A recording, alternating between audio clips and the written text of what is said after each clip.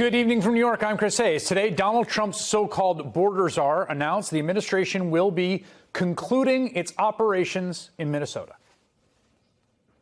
I have proposed, and President Trump has concurred, that this surge operation conclude. There will be some security teams staying here, the QRFs, until we're assured that those agitators' incidents either stay low or further decline. I'm not going to remove everybody out of the safety of our officers, but like I said, and Operation Metro Surge is ending. Now, people on the ground in Minneapolis, St. Paul, across the state, observers across the country are understandably pretty apprehensive about declaring any kind of victory because we have heard rhetoric like this from the Trump administration, including from Tom Homan a few weeks ago. So right now we have to wait and see what they actually do. There are still today reports, anecdotal, of ICE activity throughout the city. That said, this is a different kind of tone and does seem to be some genuine change in policy, like what happened in, say, Chicago, where they had Operation Midway Blitz, and then they drew people out. It very much looks like the Trump administration is actually taking a different posture now. They may have finally realized that their occupation of an American state and cities is a failure. Because clearly they thought they were going to storm into Minneapolis and crack some skulls and undertake an explicitly racist project to harass and slander and terrorize the non-white citizens of the Twin Cities, particularly Somali Americans, and be rewarded for it politically. Instead, everyone there hated it. It has been overwhelmingly unpopular across the ideological spectrum in an incredibly diverse city. People stood shoulder to shoulder with their neighbors. They went into this incredible mode of civic resistance, unlike anything I have ever seen up close. They organized food drops for folks who were scared to go to the grocery store. They drove their friends and neighbors afraid to take public transportation, sometimes laying low in the backseat of a car so they couldn't be spotted by ICE. They organized school patrols at basically every school and daycare in the entire metro area. In 5 degrees below zero, they patrolled the schools every morning, every day at pickup, to make sure that kids and parents or teachers were not just snatched away at the bus stop or when they were dropping their kids off. Regular people built this entire infrastructure out of nowhere from scratch to stand up and defend their neighbors. Organic, homegrown mutual aid just to look out for one another. It's something we saw firsthand when we reported from Minneapolis 2 weeks ago. People refused to buckle even after that organized resistance cost 2 people their lives in the span of a month. All these folks that were doing all this, the school patrols, driving around, monitoring ICE, they saw Renee Good and Alex Preddy killed by their own government in broad daylight and zero repercussions for the men that killed them. And you know what they kept doing? They kept resisting anyway. They wouldn't give up and they would not give in. They would not allow Donald Trump and Stephen Miller's vision for this country to prevail. So now today, it looks like they may have beaten back those forces, at least for now. But again, the cost of this occupation will be nearly impossible to calculate. Not just for those 2 people that lost their lives, or the others who were shot, or in car accidents that were caused by ICE, or taken, but the many folks who have, for instance, foregone medical care. There are people in the Twin Cities area with chronic conditions, pregnant women who stayed home, didn't go to their prenatal checkups because they were scared they would be taken. People like Aliyah Rahman, a disabled U.S. citizen who, remember, was detained on her way to a doctor's appointment to treat her traumatic brain injury and was grabbed out of her car after they broke her windows. Parents kept kids home from school. We heard it from teacher after teacher there, amid stories of ICE raids at bus stops and on school grounds. There are now concerns that some Minnesota schools may lose funding due to that drop in attendance because attendance is the metric by which state funding is calculated, federal funding as well. And that's to say nothing of all the actual missed classes. And how can you even begin to calculate the cost of the collective trauma forced on this community? The trauma of children like Liam Ramos, the 5-year-old who's never going to forget being used as bait by ICE agents to drag his dad out of the house before being detained and shipped down to Texas. That kind of cruelty lingers. But, crucially, that cruelty did not win. Here's the thing. This administration made a bet, and they keep making it, that most Americans, the majority of us, are as bigoted as Stephen Miller. And they're wrong. Time and time again, American people have stood up and said, no, no way. And not just in Minnesota, but all across the country. Like when they mistakenly shipped Kilmar Abrego Garcia to a foreign black box gulag in El Salvador, and they told us he was never getting out. Absolutely not. But thanks to enormous public pressure and outcry, and including Senator Chris Van Hollen of Maryland visiting him, he was returned to the United States. You know, the government tried to charge him with a crime and is still trying to deport him, but you know what? For now, he continues to be with his family because there are people fighting back. And there are tons of cases like this where the administration detained people they shouldn't have, and then they got caught, and then it went public, and then they had to backtrack. Last year, for instance, we brought you the story of Narciso Barranco. He's the father of 3 U.S. Marines. You see him there on the ground, who was brutally detained, punched, wrestled to the ground while doing landscaping work outside of a California IHOP. The government tried to argue he was a danger because, ready for this, he was holding his weed whacker. Local news covered it, local reporters, nationally, the public was outraged. Guess what? Today, an immigration judge dismissed his deportation case. Public pressure also secured the release of pro-Palestinian activists Ramaza Oztark and Mahmoud Khalil, who were unconstitutionally detained by this administration over their obviously protected free speech. In fact, this week, another immigration court said Ozturk cannot be deported, according to her lawyer. While Khalil was back on Capitol Hill this week lobbying on behalf of other targets of this administration, while his own deportation case makes its way through the courts. Again, nothing is over here. I don't think anyone is deluded enough to think it is, right? But the lesson is that they can be beaten. The administration can be beaten. And the reason, crucially, they can be beaten is this. Ordinary people living in this country from different backgrounds and ethnicities and races and religions and worldviews just don't like it. And they have been standing up. And I don't think all the people who are working to oppose the Trump vision of blood and soil nation based on ethnic purity, I don't think all of them have the same views on public policy or they all agree on everything, but they do fundamentally share a sense of neighborliness and decency. And it turns out that's a pretty powerful force. Tonight, I'm reminded of a man I spoke to, a pastor, in fact, who was protesting outside an ICE facility in Minnesota. We're going to outlast them. We're not going to get tired. They're going to get tired and they're going to leave. And the country's going to get tired of ICE abusing people like this. There's a saying around here, when does the ice go out? It's when does the ice melt off the lakes? Yeah. It's called Ice Out Day. You know, people will park old cars on a lake, or they used to, and make bets on when the car would sink. We know how to wait till ice out. And people around here, we're gonna outlast ICE, and we're going to be here when ICE is out. We are in a ferocious, ongoing, day-by-day political battle for what kind of country we want to be. But the people with the better, more humane vision have the numbers on their side. Joining us now is the House Democratic Whip, Congresswoman Katherine Clark of Massachusetts. Congresswoman, welcome to the table. So let me ask you a question.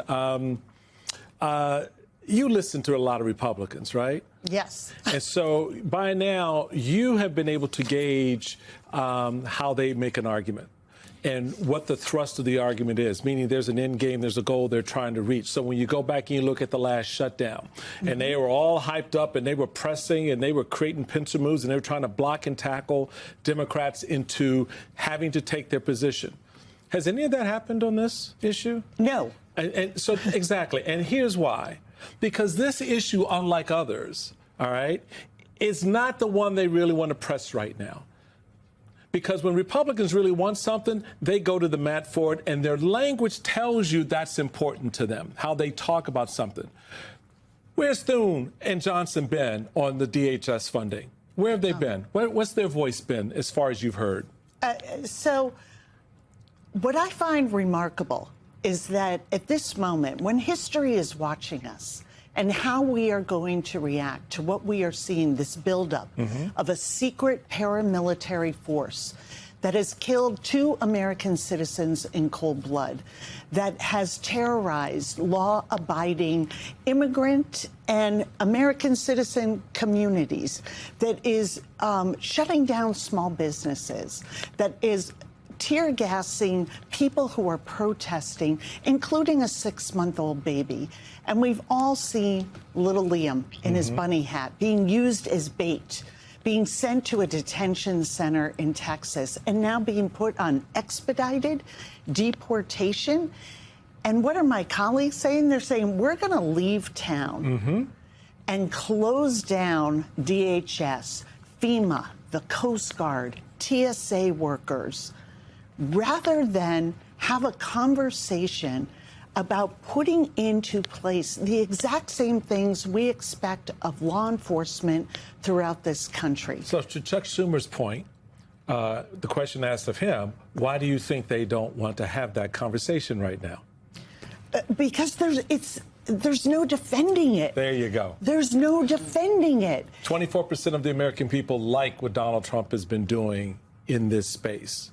Yeah. And that's Right not now. a lot of people. And that's not a lot of people. So then on this point then, I mean, the one thing I have heard from Republicans is that they, and from Director Lyons, who was before Congress on the Hill, before you all this week, they are not budging on the masks. No. Democrats seem dug in on the masks. I would say rightfully so. I don't think, I think power in this country should have a face and a name. So are you all willing to go to the mat on the masks? Is this a true sticking point to where there's no scenario where you would fund the government, fund this DHS specifically, because it's only a partial shutdown, fund DHS if they do not remove the masks? You know, we have said you have to do all these things. This is a common sense security for the American people list of things and reforms we want to see. Masks are included. We've had Speaker Johnson already say to us, I will not ever require them not to wear masks. Name tag, it doesn't, if they're worried about identifying, it can be a number. But just so that people have a way of putting together the excessive force they might be experiencing with an actual person and know what part of the federal government they represent. Absolutely not. We had Stephen Miller this week say that it was a non-starter to have a warrant backed up by probable cause, as our Constitution requires, to search someone's home. A non-starter? That is how, you know, absolutely, this is now Constitution by fiat of Donald Trump and Kristi Noem. That is not the way our country works. And the silence of this is so, it is not surprising, but it is still shocking. And the American people are demanding an answer from them.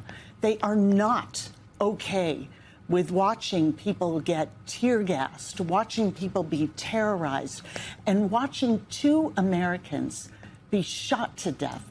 And we've seen the videos. That video has been seen by so many Americans, and they are firm in what they want us to do. End the chaos. Give them security in their neighborhoods, and do exactly what Donald Trump promised. Go after the worst of the worst. Well, that is not Alex Petty. That is not little Liam Ramos. Well, to your point, Whip Clark, we're not having a conversation about immigration. We're having a conversation and a fight about the very essence of our democracy. And it strikes me that as you were having this showdown over funding for DHS, there's also votes taking place over the Save America Act. We've been talking about it a lot on the show. We've largely been talking about it in the context of who it impacts most. This from the 19th, women, LGBTQ plus community, married women in particular, being hit the hardest. But I also want to be clear, a lot of this mandate to have documents impacts Republican voters, too. There was this analysis of key GOP voting blocs who are among the least likely to have a valid passport. 62% of U.S. adults who live in evangelical hubs, 58% of working class U.S. adults. Do you think it is possible that they are screwing their own voters and in doing so screwing themselves? I think it's possible because this is equal opportunity voter suppression. Every single registered voter would have to go through all this red tape and hurdles and barriers in order to prove they're a citizen. And this has to be done in person. I mean, it was part of what I talked about on the floor this week. Have they met the people in their districts? Maybe if they would hold a town hall, they would find out The American people are barely hanging on. They're working multiple jobs. They are trying to be home, help their kids with homework, maybe get to a game, but they're struggling to put food on the table, pay the electric bill and the heat bill, and make the rent payment. Never mind find affordable childcare. And now they're going to say, and they changed this bill this week, to say this would go into effect immediately. So could impact, if they were able to pass this through the Senate, primaries that we're having in a few weeks around the country for the midterms. And all of this is for what? For a non-existent problem that they have drummed up. But the real kicker of this version of the SAVE Act was that every single state's voter files will go straight to DHS. No guardrails, nothing saying about it'll be limited for this use of checking to make sure that everyone registered is a citizen. This is handing over personal voter data, party registration information, home addresses to DHS. And Kristi Noem has certainly shown she cannot be trusted with that information. And it was part of what Pam Bondi demanded in order to have their ICE troops leave Minnesota. They weren't given it, and now they're coming around another way. I think this is all about voter suppression, and it is all about getting the private data of American citizens into the DHS surveillance machine. The reason we have this new evidence is because a public pressure campaign, along with survivors, forced Donald Trump to do that which he had fought all last year: release the Epstein files. And even as debates continue about the propriety and the redactions and AG Bondi's unusual presentation before Congress yesterday, we continue to learn new things. There's video from what appears to be a hidden camera inside an office he had in his Palm Beach residence. And it could shed light on what some witnesses and survivors have said was an effort at blackmail. And that matters not just for telling the story or looking back on this. It matters if these cameras were used, abused, misused for potential crimes that extend out to the ongoing questions which survivors and advocates for survivors and lawyers have expressed. Was there an ongoing conspiracy that has prevented a full accountability up until this day? And these files, these videos, they are changing things around the world, including in other countries. The questions about what the DOJ has failed to do, or what some allege might have been pressured not to do. Now, some of the footage is admittedly grainy. There's about 9 minutes of it that shows at least one woman and one man at one point. We, upon this review of the DOJ material, have not been able to identify further what was on the video, who those individuals were, why someone would want to have ongoing office video like this, or the secretive, tiny video cameras that we only learn from the files he had an aide placing in Kleenex boxes. At one point, a woman sits on the desk, a man propping his feet up. You can also see a man in the chair as a woman appears to kneel on the floor next to him. At another point, there's a man that looks towards what we believe to be a hidden camera, meaning it wasn't out for everyone to understand. Britain's Channel 4 confirms the footage is from Epstein's Palm Beach home office. So how do we know what this is and where it comes from? Epstein's Palm Beach property was raided by law enforcement in 2005, where police filmed this footage. Pause it here. You can see his office in the corner of the ground floor living area. This is the exact same office captured in the spy cam footage. So where is this spy cam in the office? Well, we believe it's here. And in the footage of the 2005 police raid, we can see that there is what looks like a wide clock positioned on a low side table facing the desk. That's the Channel 4 investigation, including their review and video forensics. Now, if this were just a random person or random government files from an old case, and you say, oh, someone has videos, or someone keeps a diary, or some people keep voluminous notes and other people don't take any notes at all, you might say, who cares, and why is this on the news? But of course, you see where I'm going. We are way past innocuous notes or videos. We are talking about a sprawling conspiracy that went years, that has many unanswered questions, and, according to a lot of experts and victims, as I mentioned, who've spoken out, a scandal that involves other people allegedly a part of this criminal ring who haven't been pursued. who haven't faced full accountability. And the question is whether the videos and the notations and the other materials have been used over time in ways potentially illicit or illegal to answer part of that question. I'm speaking slowly and carefully because we are talking about elements. If you talk to prosecutors, they talk about elements of a crime. You'd have to check off all of the elements and prove them in court to have the crime. And here, the video surveillance is suspicious, but it's only an element. Now, I'll remind you, there are Epstein victims who have said that they believed Epstein had this extensive network of hidden cameras across several homes, according to the New York Times, and that there was concern that he might be trying to deliberately compile, quote, damaging info about rich and powerful men with whom he associated. Translation, the allegation or question is, was he not only a sex trafficker and a kind of a pimp for the adults, a sex trafficker and criminal for the minors, but was he also a blackmailer? There's a member of Donald Trump's cabinet who still says that and hasn't faced any sanction for lying about going to the island, a story we're also following. Now, there's footage that matches the police raid of the Palm Beach home in 2005, where they noted a camera hidden inside a clock in Epstein's office. They found another near his garage. We also have photographs that emerge of the surveillance system, the Times publishing the image of a camera perched near a suite of bathrooms. Other photos revealing an apparent monitoring station, which was labeled, we don't know if it was accurate, but they labeled it 24-hour surveillance. We also have, only from the new files, a little bit of how this worked. Epstein, who had a lot of money, paid a lot of people, telling an aide to set up these hidden cameras, the aide replying by email, I'm installing them into Kleenex boxes now. And then there is the current Trump cabinet. You might think it wouldn't be that hard of all the people available to take these powerful jobs that if one had been caught lying about Epstein, you might say, thank you for your service. We're going to find someone else who's not directly tied to this scandal and lied about it for whatever those reasons are. But that's not President Trump's position. As of tonight, he continues to stand by Howard Lutnick, who clearly lied about this. When the files came out in the last couple weeks, he then was forced to admit under oath he visited the island.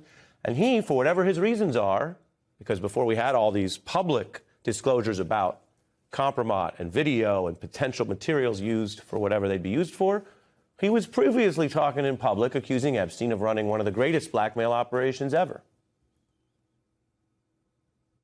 That's what his MO was, you know, get a massage. And what happened in that massage room, I assume, was on video.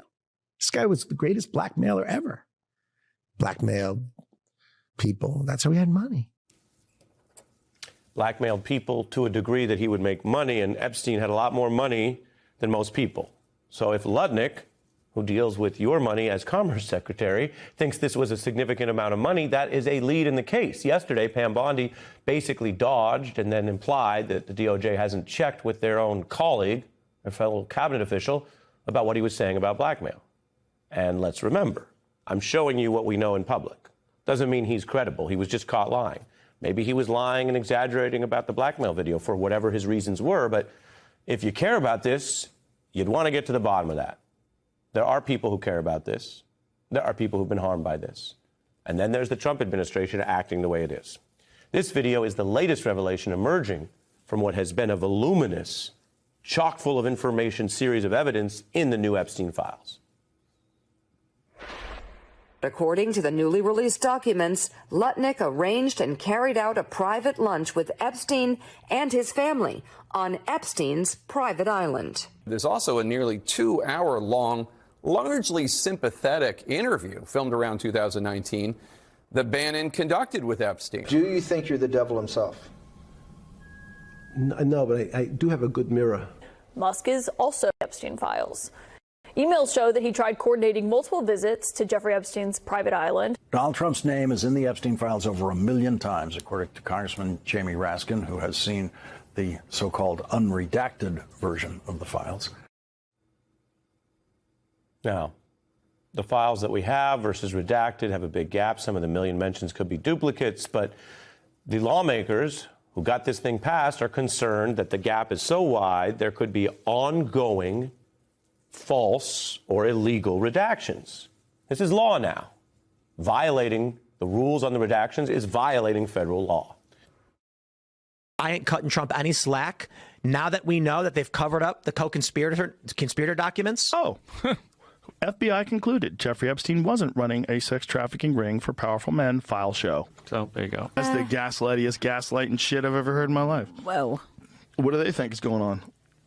Just a bunch of fun, bunch of guys hanging out. There's other stuff in there, like that's already being brought up, that I would say is shocking to the conscience that Trump called it a hoax.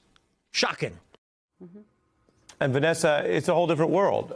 You have Trump lying to people about what he said he would do in office. Keen, eagle-eyed news viewers will find that is not breaking news. That has happened on many topics. But you can see an almost passionate kind of revelatory anger about it here, which does show us something different about the podcast space. We're not, for example, with all due respect, seeing that same awareness of the evidence on, say, many of the Fox News evening shows right now. But there's something different in the podcast space where, as they're mentioning, oh, these are the problems in the facts. Yeah, I mean, podcasters are allowed to say what they really feel, right? I mean, they are alternative media becoming mainstream media. And whatever you think about Joe Rogan, he doesn't like hypocrisy. And what's so clear here is that Kash Patel did not tell us the truth. Now, right now, they're trying to give us a million documents because they're trying to take our eyes off of Trump and what happened with Trump and Epstein. And that is very much still an open question and one, I think, worth answering. So there is a degree to which, you know, the play here was like, well, just tell them about all the other powerful guys who were involved in this ring and we'll confuse the situation.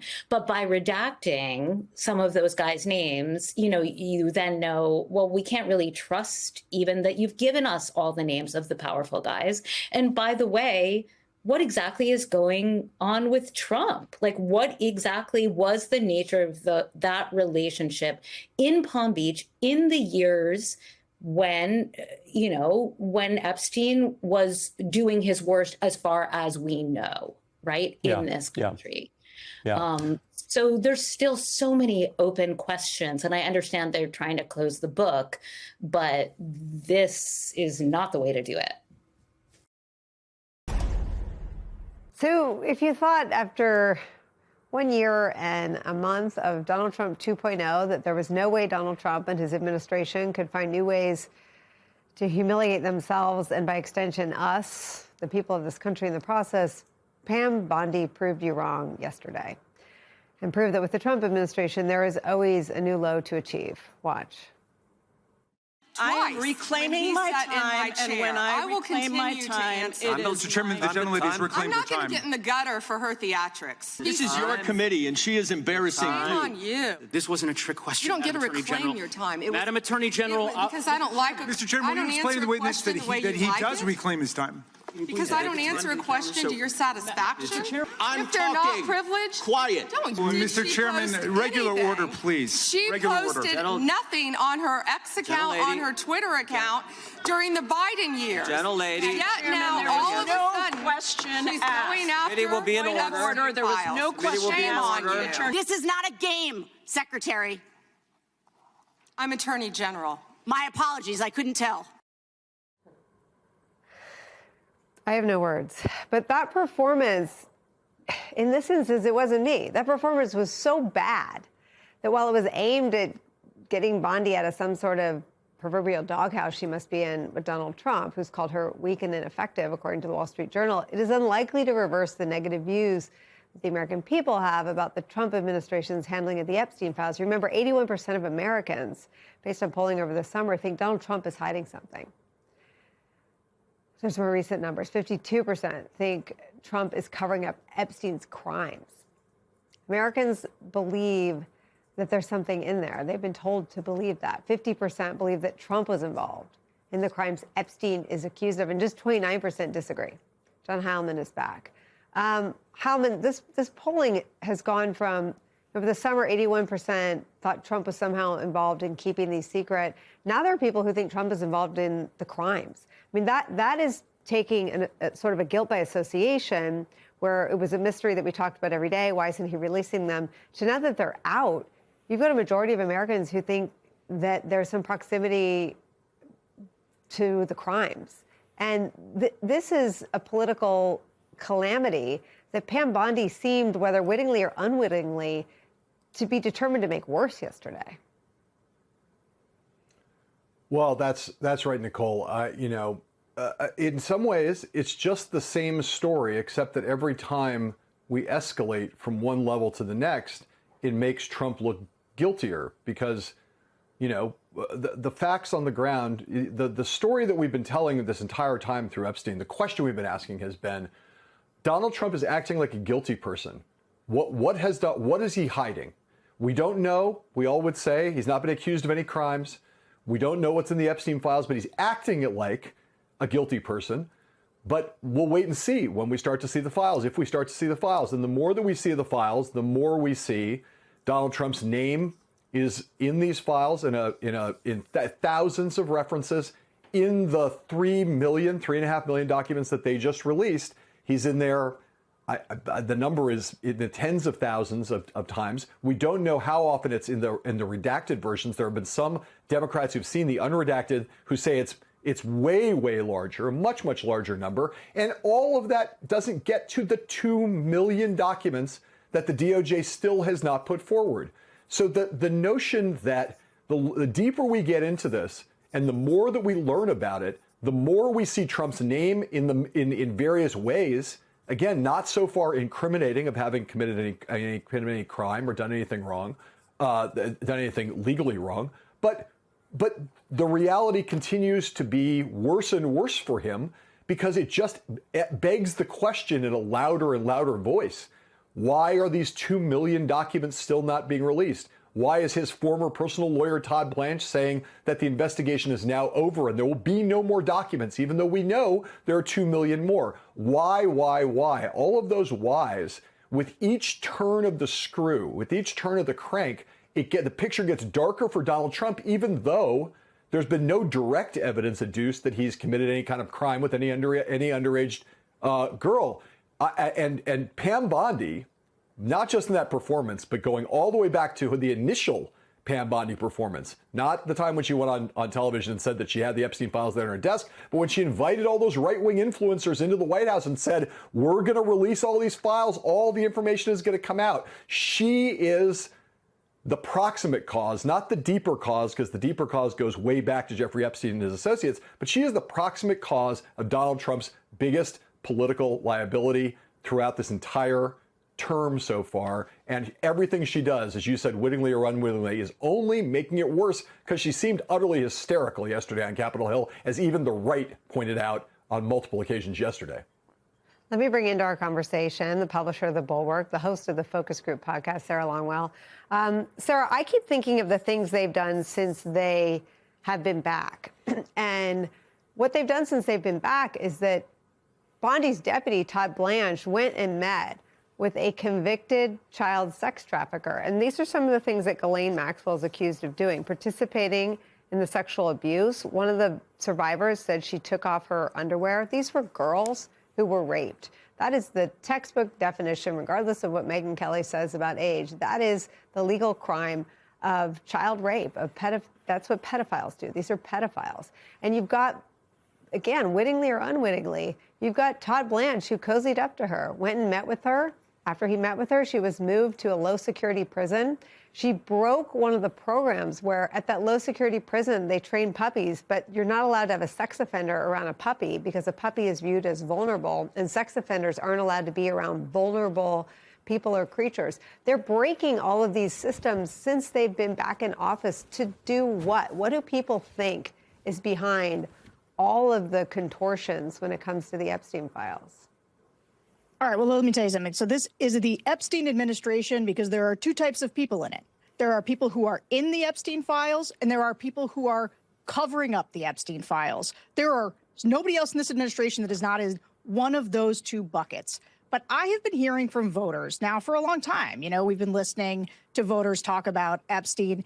And one of the reasons Trump is so vulnerable on Epstein is because it goes to a central mythology of Trump, where Trump is the kind of person who is supposed to be above the elites that don't tell you things. Trump is like, no, I'm going to tell you if there are aliens in space. I'm going to tell you if there was a second shooter on the grassy knoll. Like, I am here to uncover all the conspiracy theories that you have ever been wondering about, that those elites, that those people have been hiding from you. And so the voters are genuinely confused as to why this guy who they thought was going to be sort of their advocate to uncover all the unseemly business of these global elites, why he now seems to be engaged in a cover-up. And they know now, like, what I don't understand is this is sort of the opposite of what you do in a crisis PR situation. Like, the rules of crisis communications is you tell it all, you tell it fast, and you tell the truth, and you try to get past it. They are making this bigger, I think, than it even had to be for them, the way that they are dripping this out. I mean, as John was just pointing out, everything that is so explosive that we've heard is like, there's still 3 million more files to see. That means this is what they've been willing to show us so far. And the way that she behaved yesterday, now look, the voters are not watching congressional hearings, but I gotta say, I don't understand the mode of going in there and behaving like a lunatic that is obviously going to raise the specter. Like, SNL is clearly going to do a skit about that this weekend. Those clips are going to be everywhere. It took it from what could have been sort of a sober hearing in which she behaved like a normal human being, acknowledged the victims, gave us some information, but instead she behaved like a crazy person. And now voters are much more likely to see it as a result of that,